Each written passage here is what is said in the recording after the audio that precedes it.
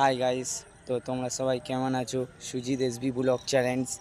তো আমরা আজকের ঘুরতে এসেছি পাখিরালয়। তো তোমাদেরকে দেখাবো গাইস। তো গাইস দেখতেই পাচ্ছ, এটা পাখিরালা।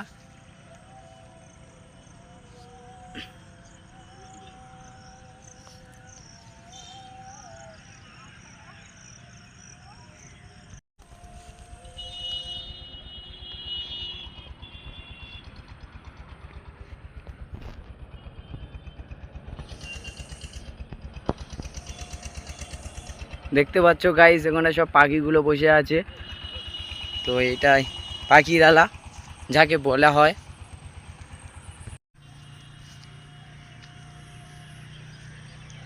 আর এইগুলো হচ্ছে ফিশারি। তো এখানটা চিংড়ি মাছ চাষ করা হয়।